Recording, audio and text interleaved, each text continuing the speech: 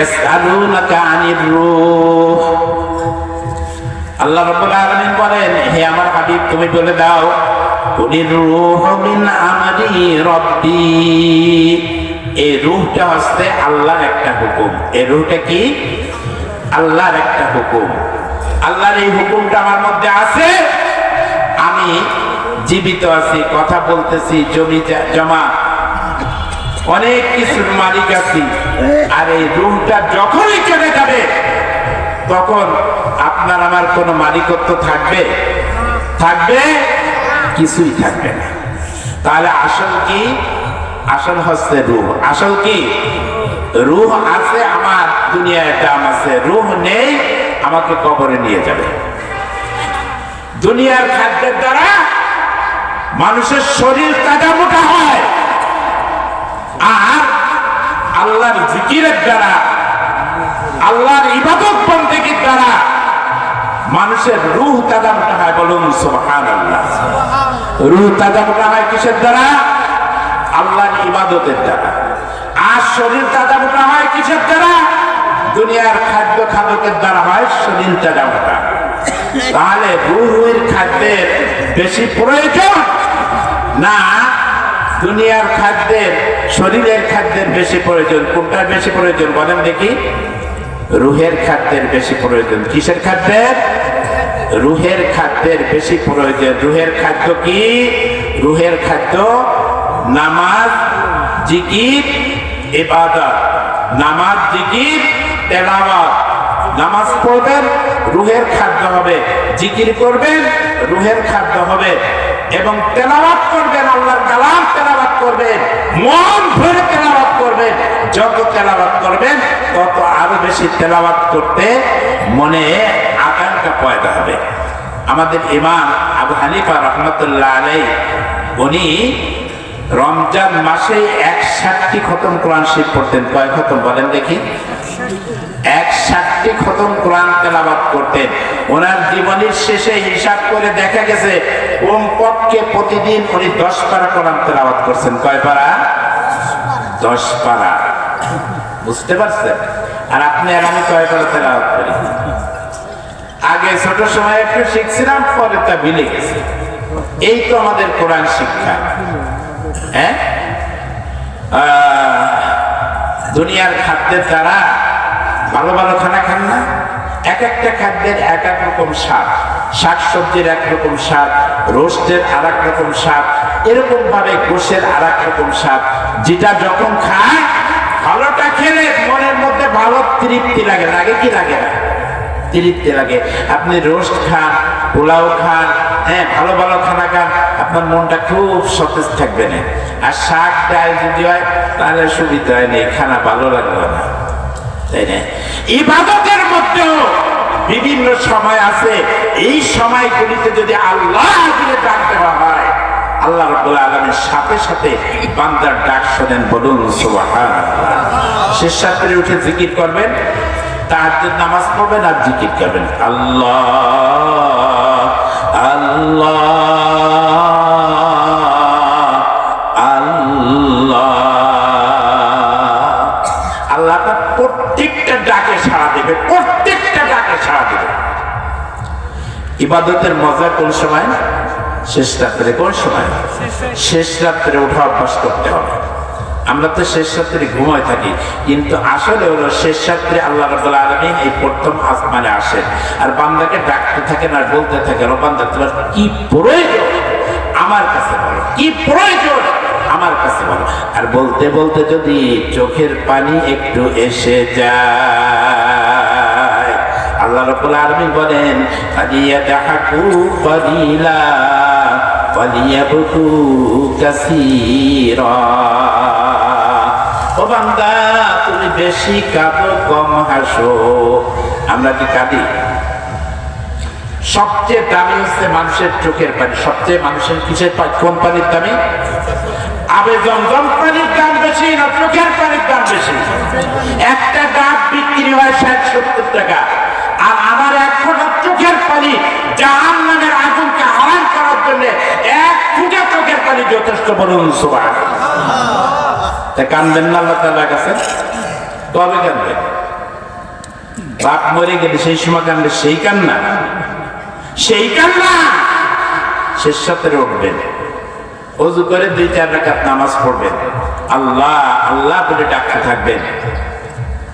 হৃদয়টা যখন পরিষ্কার হয়ে যাবে, আল্লাহ আল্লাহ জিকির যখন করবেন, আপনার অন্তরটার পর যত ময়লা আছে সমস্ত ময়লা কেটে একেবারে পরিষ্কার হয়ে যাবে। এরপর যখন আপনি আল্লাহ বলে ডাক দেবেন, সাথে সাথে আল্লাহ রাব্বুল আলামিন বলবো, বান্দা আমি উপস্থিত, আমি উপস্থিত, তুমি কি চাও, তুমি কি চাও আমাকে বলো। কান্নাকাটি করেই অনেক কিছু অর্জন করা যায়। কান্নাকাটি করে ছেলে মেয়ে কান্না, ঈদের কাপড় না দিলে আমি ঈদগাহে যাব না। যখন কাঁদছে, বাবারা খুশ নেই, বাবারা কি নেই, কার কাছে ধার পাবে, যে বলবে যে আমার ছাড়টা কাঁদতেছে রে, আমি কি করব, আমি তো কোনো কুল কিনারা পাচ্ছি না, তার কাছে ঈদের কাপড় না দিলে আমার তো কলিজাটা ফেটে যাচ্ছে, আমার তো টাকা নেই।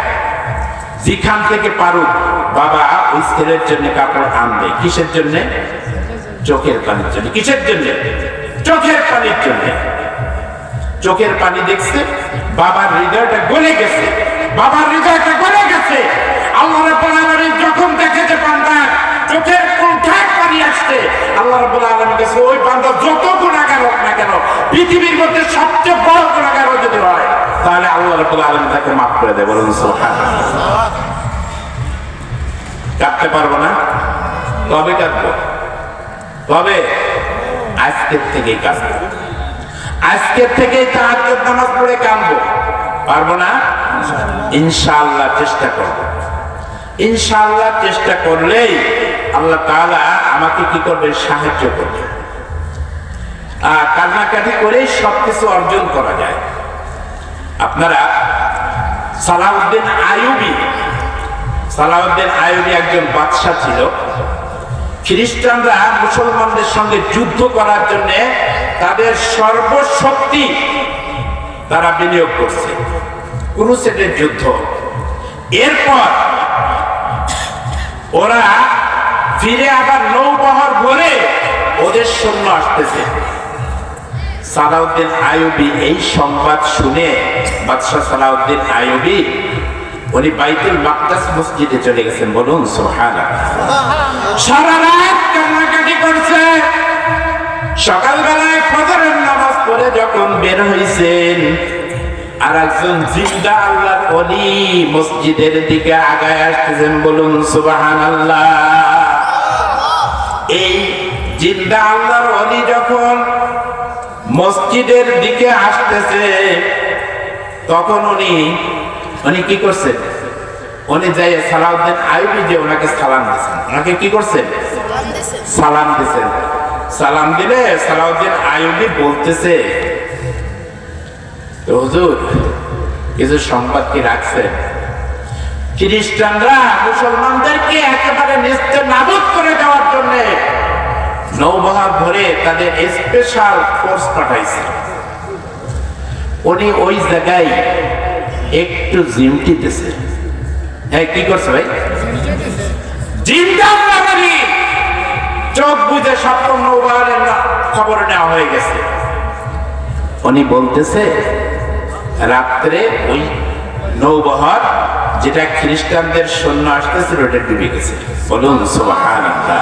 ও সালাউদ্দিন, তুমি রাত্রে আমরা আল্লাহ তাআলার কাছে কাঁদছো, আল্লাহ তাআলা ফয়সালা করে দিয়েছেন। আল্লাহ তাআলা কি করছেন? আল্লাহ তাআলা ফয়সালা করছেন। কি দিয়ে ফয়সালা করলেন? অস্ত্র দিয়ে? অস্ত্র দিয়ে? অস্ত্র দিয়ে না, চোখের পানি দিয়ে। কি দিয়ে? চোখের পানি দিয়ে। চোখের পানি হচ্ছে আল্লাহ তাআলার কাছে সবচেয়ে দামি পানি। বলুন সুবহানাল্লাহ। কাল কিয়ামতের ময়দানে জাহান্নাম যখন অগ্রসর হতে থাকবে আর মানুষকে গিলতে থাকবে, 70,000 ফেরেশতা এক একটা শিকল ধরে রাখবে। 70,000 শিকল জাহান্নামের গায়ে লাগানো হবে। এরপরে বঙ্কি মারে সামনের দিকে যেতে থাকবে। তখন রব্বুল আলামিন এই একটু পানি ওই জাহান্নামের মুখের পর দিতে পারবে। জাহান্নাম পিছের দিকে চলে যাবে। জাহান্নাম কি করবে? কিসের পানি এটা? জমজমের পানি। এটা জমজমের পানি, এটা আপনার আমার চোখের পানি। চোখের কোণটা একটা মাছির মাথার মতো পানি আসলেও এই পানিটুকু আল্লাহ রাব্বুল আলামিন সংরক্ষণ করে রাখে। কি করে রাখে?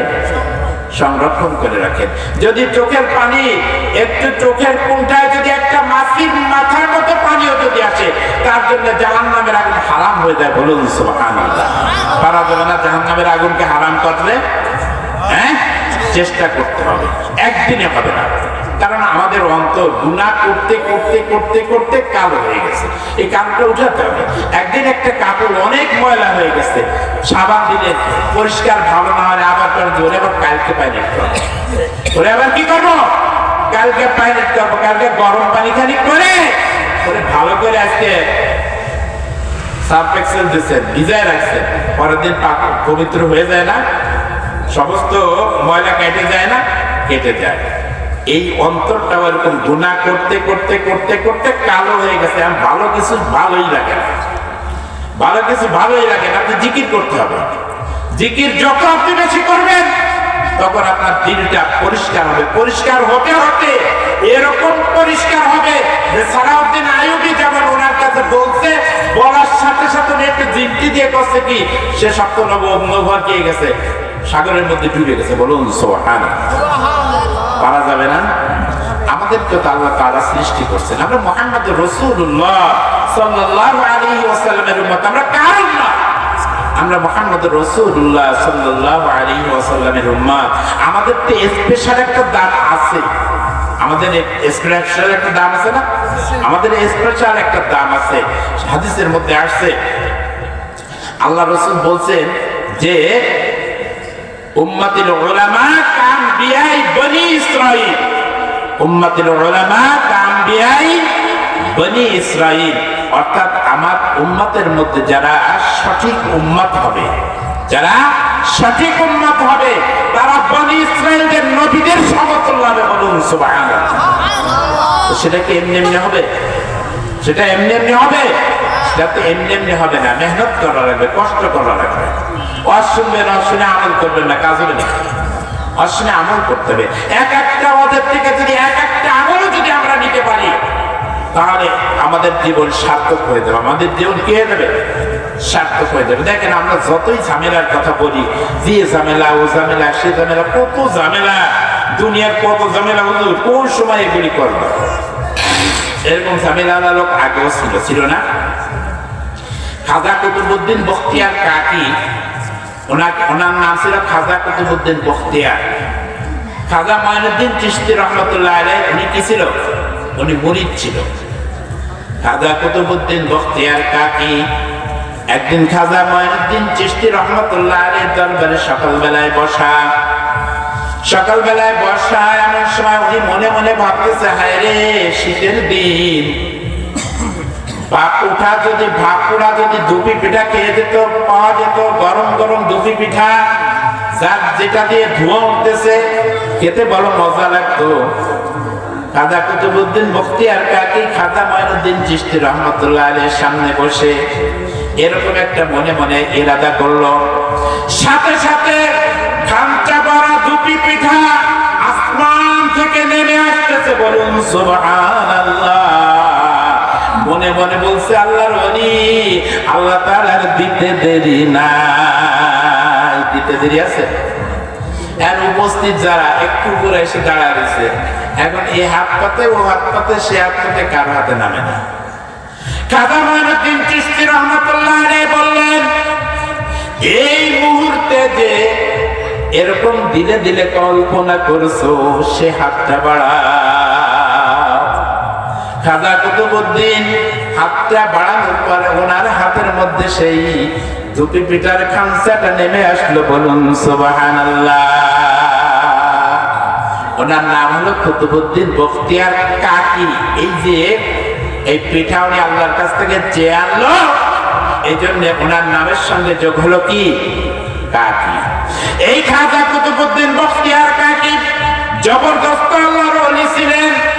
মৃত্যুর সময় 4টে শর্ত দিল, আমার জানাজা যে করবে তার জন্য 4টে শর্ত। এই 4টে শর্তওয়ালা লোক যদি পাওয়া যায় তাহলে আমার জানাজা হবে, আর এই 4টে শর্তওয়ালা লোক যদি পাওয়া না যায় আমার আমার জানাজা করা লাগবে না, আমাকে এমনি এমনি দাফন করে দেবা। ছেলেকে নসিহত করলো, কঠিন নসিহত, যে জানাজা করতে হলে চারটে শর্ত থাকা লাগবে যিনি আমার জানাজা করবেন, আর যদি না পাওয়া যায় তাহলে কি করতে হবে, আমাকে এমনি এমনি দাফন করে দিতে হবে। হাজার হাজার মানুষ উপস্থিত। খাজা কুতুবউদ্দিন বখতিয়ার কাকি মারা গেলেন। দাফনটা বিরাট একটা কাফিনটাতে বিরাট একটা মাঠের মধ্যে নিয়ে যাওয়া হলো। নিয়ে যাওয়ার পরে উনি উপস্থিত লোকদেরকে লক্ষ্য করে ওনার ছেলে বলতেছেন, আপনারা আমার একটা কথা শুনুন, আমার বাপের একটা নসিহত আছে, ওসিয়াত আছে।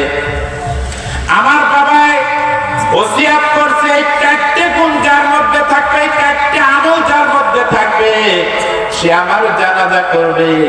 যদি না পাওয়া যায় তাহলে আমার জানাজা ছাড়াই আমাকে দাফন করতে হবে। কঠিন কঠিন। এক নম্বর ওসিয়ত হলো, আমার জানাজা যিনি করবেন জীবনে কোনোদিন তাকবীর উলা ফৌত হয় না। জীবনে কোনোদিন কি হয় নাই? তাকবীর উলা ফৌত হয় নাই। সে পারে ঘর পরের থেকে কোনোদিন তার তাকবীর উলা ফৌত হয় নাই। তাকবীর উলার সাথে নামাজ পড়ছে, বলুন সুবহানাল্লাহ। কঠিন না? কঠিন না? দ্বিতীয় নম্বর শর্ত হলো, আমার জানাজার নামাজ যে পড়ছে জীবনে তার কোনোদিন তাহাজ্জুদ নামাজ কাজা হয় না। আরো কঠিন, আরো কঠিন। তৃতীয় নম্বর শর্ত হলো, আমার জানাজা যিনি করবেন উনি পর নারীর দিকে কোনোদিন মাথা উঠায় তাকায় না। দেখছি, একটু ভালো করে দেখি। সামনে পড়ে সাথে সাথে চোখ নিম্নগামী করার কথা কোরআনে বলা হয়েছে, আর আমরা তো বসে বসে গল্প করতে পারলে ভালো হয়। 3 নম্বর।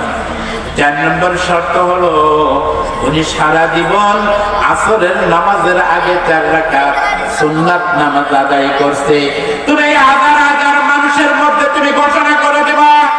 ঘোষণা করার পর যদি কেউ বলে যে হ্যাঁ এই গুণগুলি আমার মধ্যে আছে, তাহলে আমার জানাজা তিনি করবেন। আর যদি তা না হয় তাহলে আমাকে জানাজা ছাড়াই দাফন করে দিবা। কঠিন শর্ত না? হ্যাঁ, খুব কঠিন। যখন এই ঘোষণা দিয়ে দিল, সব মানুষ কান্দার রোদ পড়ে গেল। এমন মানুষ কোথায় পাওয়া যাবে? তাহলে কি জানাজা ছাড়াই খাজা কুতুবউদ্দিন বখতিয়ার কাকিকে দাফন করতে হবে? ঘোষণা করে দেওয়ার কিছু সময় পরে একটা লোক আস্তে আস্তে চলতে চলতে কাফিনের কাছে যে উপস্থিত হলো, বলুন সুবহানাল্লাহ। কাফিনের থেকে মুখটা বের করে মুখে একটা চুমু খেয়ে বলতেছে, ও খাজা কুতুবউদ্দিন বখতিয়ার কাকি রে, তুমি তো দুনিয়া থেকে চলে গেলে, আর আমার গোপন রহস্যটা তুমি মানুষের মধ্যে প্রকাশ করে দিয়ে গেলে। এরপর উনি ফিরায় দাঁড়ায় বলতেছে, আলহামদুলিল্লাহ, আমি খোদার কসম করে বলতেছি, খাজা কুতুবউদ্দিন বখতিয়ার কাকি যে 4টে শর্ত লাগাইছে, এই 4টে শর্তই আমার মধ্যে বিদ্যমান, বলুন সুবহানাল্লাহ।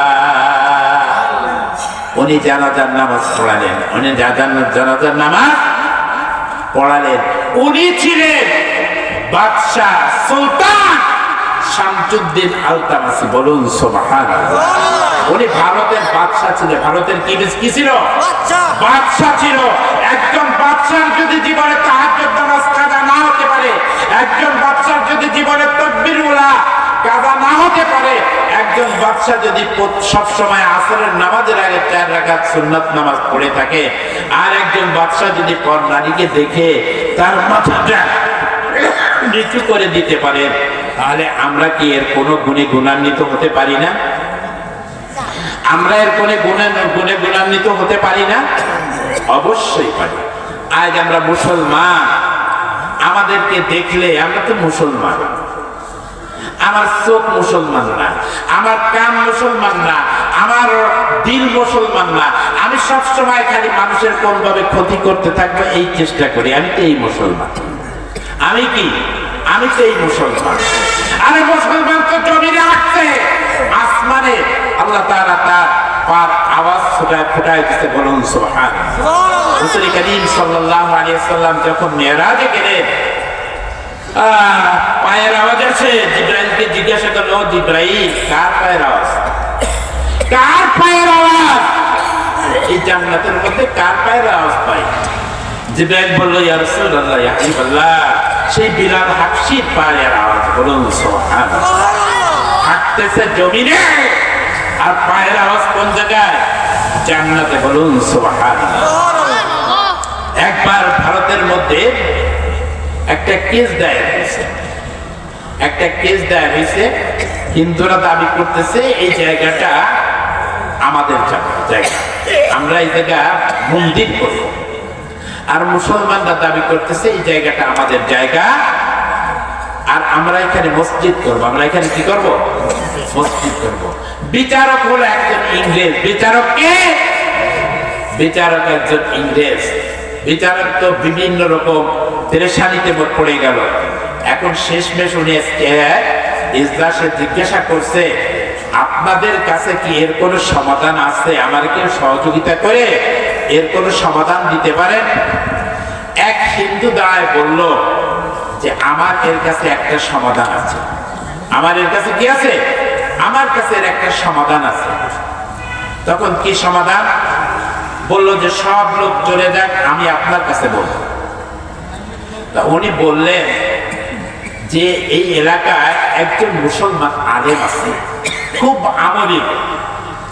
আপনি ওই লোকটাকে ডাকায় আনবেন। ওই লোকটাকে ডাকায় এনে আপনি তার কাছে কি দিয়ে দিবেন, বলবেন যে তুমি বলো আলেম সাহেব, তুমি বলো যে এই জমিটা হিন্দুদের না মুসলমানদের? মুসলমানরা তো শুনে খুব লাফালাফি করতেছে, জায়গাটা আমাদের হয়ে যাবে না। হিন্দুরা, অন্যান্য হিন্দুরা মুখটা কাজু বাজু করে ঘুরে বেড়াচ্ছে। এখন জজ সাহেব যখন আলেম সাহেবকে জিজ্ঞাসা করছে, আলেম সাহেব বলছেন যে স্যার, জায়গাটা হিন্দুদের। জায়গাটা কার? হিন্দুদের। আপনি এই জায়গাটা হিন্দুদেরকে দিয়ে দেন। এখন জজ সাহেব বলল, যদি তারা এখানে বানায়, মূর্তি বানায়, তো কোনো অসুবিধা নেই। যদি তারা ঘর বাড়ি বানায়, কোনো অসুবিধা নেই, তাদের জায়গায় তারা করবে। জজ সাহেব বললেন যে মুসলমানদের কি হয়েছে? মুসলমানদের মানে জয় হয়নি, মুসলমানরা হেরে গেছে, কিন্তু ইসলাম জিতে গেছে। কি জিতে গেছে? ইসলাম জিতে গেছে। ইসলামের একজন মুসলমান, সে কথা মিথ্যা কথা বলে নেই। জজ সাহেব এই কথা বলার সাথে সাথে ওই জায়গায় যত হিন্দু ছিল সমস্ত হিন্দুরা কালেমা পড়ে মুসলমান হয়ে গেছে। মুসলমানদের চরিত্র তো এরকম চরিত্র হবে, কিন্তু আজকাল তো আমাদের চরিত্র দেখলে আম মানুষেও শয়তান নাকে রুমাল দিয়ে হাসি তো লাগাই দিছে। শয়তান, পাকা শয়তান ইবলিস নাকে রুমাল নিয়ে হাসতে থাকে, লাগাই দিছি। দেখ কেমন লাগে, মসজিদের মধ্যে বাড়ি বাড়ি, হ্যাঁ, ইস্তেমার ময়দানে বাড়ি বাড়ি, একেবারে মানে ইমান মুসলমানদের যে কত ক্ষতি এর দ্বারা, এটা আমরা বুঝতেছি না। এই জন্য আসলে আমরা মুসলমান, মুহাম্মদ রাসূলুল্লাহ সাল্লাল্লাহু আলাইহি ওয়াসাল্লামের উম্মত।